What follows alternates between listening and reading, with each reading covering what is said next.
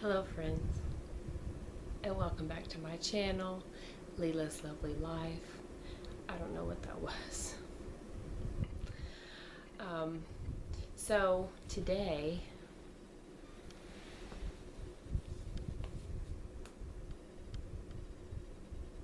I'm going to tell you about a recipe that I tried in this book, A Passion for Baking, by Marcy Goldman. Now, as you can see, this book is well loved, and I've cooked many recipes from this book. I was introduced to this book by, it was either Martha Stewart or Ina Garten, and I'm going to read you the introduction. I'm not trying to sell you this book like with an affiliate link. I don't have an Amazon store yet. I've been thinking about it. I don't know if they sell this book on Amazon. I'm assuming that they do. But it is a book that I would recommend. And let me read you the introduction. So it has beautiful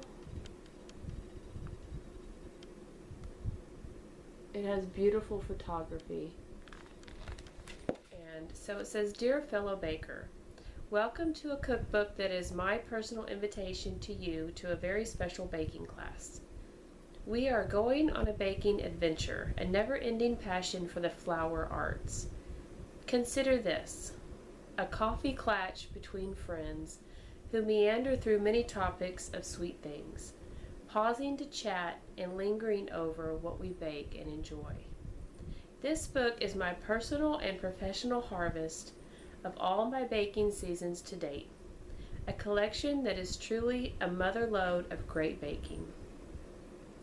It is about both what to bake and how to bake it better.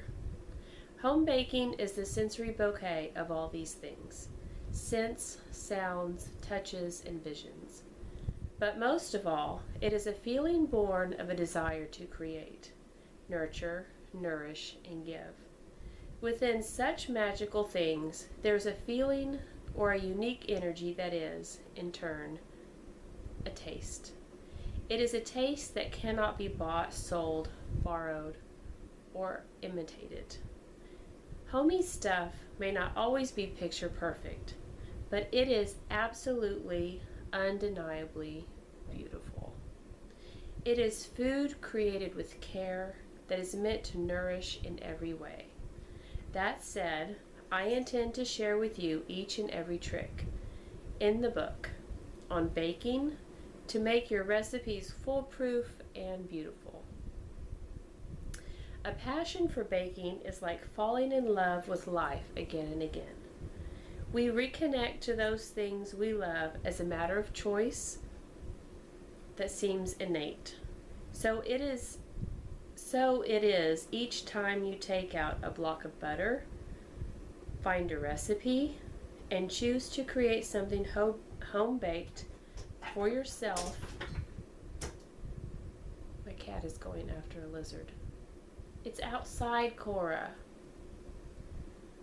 And those in your circle. It is with great delight and warmth that I invite you to join me in the kitchen and become part of the conversation and celebration that will ensue.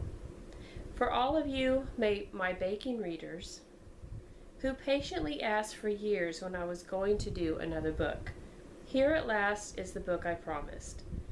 As always, I wish you sweet times in the kitchen and sweeter times in life. Marcy Goldman." So this particular recipe that I chose to do is called Chianti and Parmesan Biscotti. So let me read you the description. Like the crunch of biscotti but want a savory munchie instead? These crisp and tender bites are sort of like wine and cheese sticks eaten out of the hand. Perfect with a glass of wine or punch. If you use grated Parmesan cheese from the supermarket, it will likely be too salty. So either spring for imported Parmesan and grate it yourself, or reduce the salt in this recipe by 1/4 teaspoon. And then she says, these are a great cocktail party nibble or gift biscotti, with a bottle of Chianti special olive oil and a hunk of imported Parmesan. If you roll these like dog bones and slow bake them, you get an entirely different presentation. So this is the recipe that I chose, and then in the following clips you will see me preparing them, and you will also see them after they come out of the oven and after they are cut up. So I started by using 1/2 cup of light olive oil. This is what I had. 3 eggs, 3 large eggs, 3 large eggs. So now I'm going to add the rest. I should have showed you that. I apologize. So now I'm adding 1 teaspoon of salt and 4 teaspoons of, it says cracked black pepper, but I'm just going to use regular black pepper. So now I'm adding 1 teaspoon of garlic powder. I'm supposed to put fresh parsley in there, but I don't have any fresh parsley, so I'm not going to add it. Now this is a brand new recipe for me. This is part of my October challenge to try new recipes. So I've never heard of a savory biscotti. So I'm supposed to use 1/2 cup of wine. Now this is Merlot. It's not the sweetest red wine. I hope it'll work. I'm going to go ahead and put water in the rest of this. It's not very much, but I don't have a full cup of red wine and it's empty now. So that is the wine I'm using. So I added the wine. Now it says add in the cheese, baking powder, baking soda, and flour to make a stiff dough. So I'm going to add my flour first. I don't want it to plop in the middle. I don't want anything to spill out.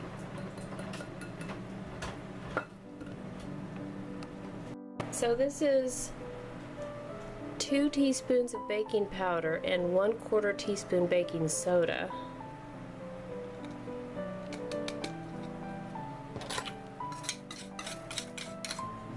So I've showed you guys this before, but what I do is I just kind of mix those in to the top part of the flour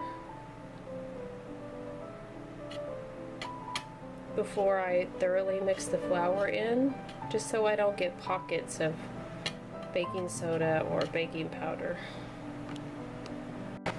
So at the HEB that I go to, they don't have a thing of Parmesan that you can grate yourself, so I had to get this Parmesan Romano and Asiago cheese blend. This says 2 cups, and the recipe says 2 cups freshly grated Parmesan cheese. I'm going to start out with probably 1.5 because I don't want it to be too salty. I did reduce the amount of salt that I added. This is what the dough is looking right now. I did add an extra 1/4 cup of flour, but I'm going to go ahead and add that much cheese. My son's looking at me crazy. Sorry, I'm just marveling at the sheer amount of cheese there is.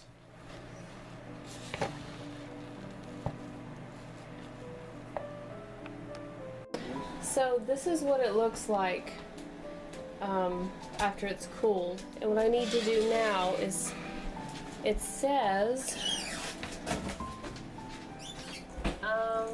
using a long serrated knife, slice log into 1/4 inch slices. So that's what I'm going to do next. So these are more crumbly than I think they should be, especially for the expensive ingredients that I used. But they are finished. It is 9:03, so I'm gonna pack these up. And it also made less than it was supposed to. It was supposed to make 2.5 to 3.5 dozen, depending on size. If I would have cut these any thinner, they would have crumbled. So, yeah, we'll see. I'm sure they'll taste delicious. So after seeing that, you probably are thinking, should I make this recipe? And I can't answer that for you. It took me by surprise because it wasn't the typical biscotti that I was used to. However, I may have added a half a cup to a flour, too much flour. I also didn't use freshly grated Parmesan because my grocery store didn't have it. And I didn't really have a plan to, like, what to use it with. So, I would recommend, like, having a plan exactly what you want to do with it, because it is a specialty baked good. So I would even maybe make it for a party as part of, you know, your spread for a party. And like she suggested, serve it with a glass of wine and maybe have some cheese nearby, or even some type of spread to put on the biscotti.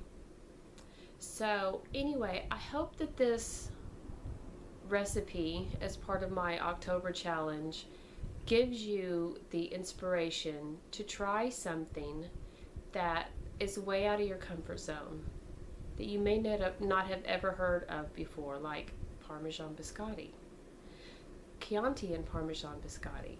And I also encourage you to, even in recipes like this that are very specific, to use what you have. For example, all I had was Merlot. We're not big drinkers in this family. And when I went on my year-long challenge, I said that we were not going to buy any new alcohol. My year-long no-spin challenge. So while I have stopped doing the year-long no-spin challenge, it's still a very low-buy challenge due to the challenges of this year, COVID and unemployment and those type of things. So we already had that bottle of Merlot, and so that's what I used.